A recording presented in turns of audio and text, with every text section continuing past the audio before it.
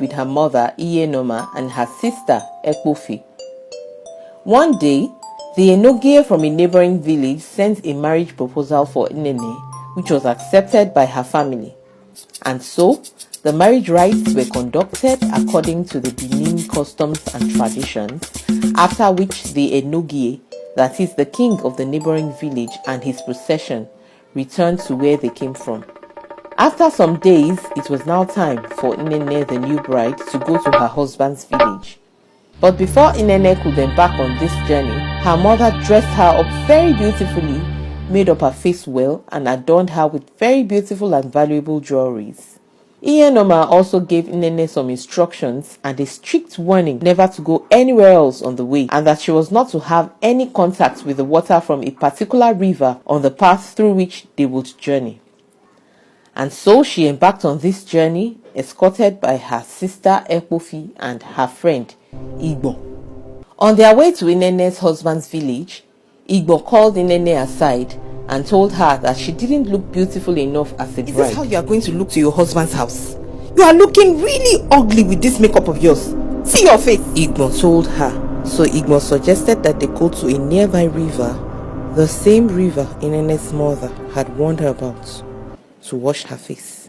Unfortunately, Inene had forgotten all her mother's warning about that river, so she thought about what her friend said and agreed to go and wash her face in hope that she would look beautiful after doing so.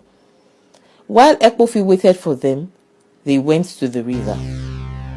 On getting to the river, Igbo instructed Inene to pull off all her dress and jewelries, which she did accordingly.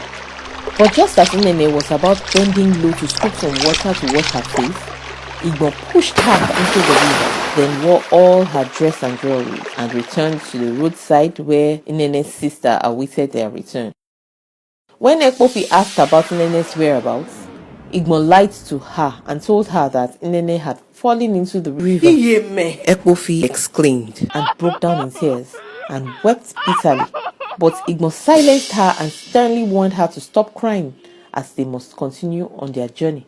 More so, she was not to tell anyone about what had happened, and from that moment onward, she was to be considered the bride instead of Inene.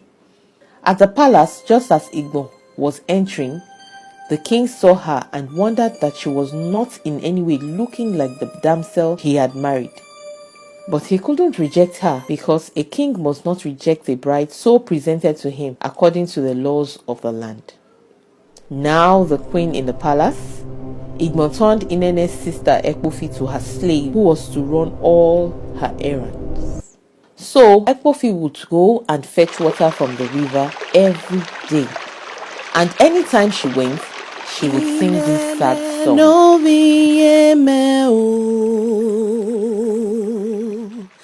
Re-o, re-o, re-o. Ine no di ine ne re ine de igbon iye me o ye el ya o ye. As soon as she finished singing, Inene would swim out of the river in her mermaid form. She would play with her and console her because she knew the hardship she was going through. But then, Inene told her sister not to come and see her again because in a few days' time she would be fully transformed into a fish and the river would finally become her kingdom. Nevertheless, Ekpofi still went to the river the next day and the day after that, and on both days, Inene told her the same things she had told her before. And so it was that the following day, Ekpofi could no longer bear the burden of keeping the secret of what had happened to her sister anymore. So she went to the king and told him everything that had transpired. How Igbo had pushed Inene into the river, how she had worn her dress and jewelries, how she had threatened to kill her if she disclosed what had transpired, and how she had finally declared herself the bride instead of Inene. After the king had heard all that was told, he was greatly surprised and angry at the same time. But then he proceeded on a plan to rescue his real bride. The following day, the king, the priests, and the villagers all followed Ekpofi to the river. There, the king ordered her to sing again. And so she sang.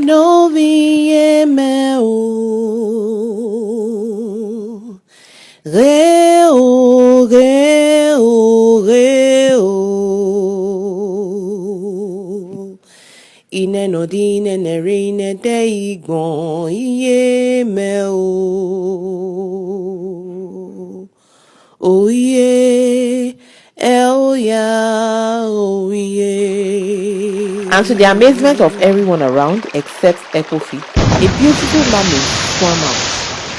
Only that this time, she was not aware that the whole village was present. She was about to scold her sister for coming again when she realized that they were not alone. But before she could swim back, too late.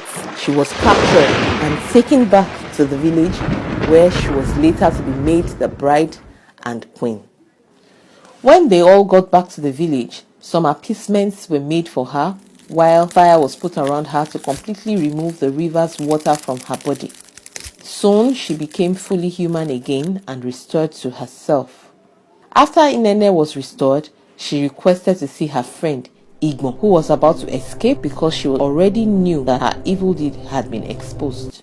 She was brought before the king and the queen, and the king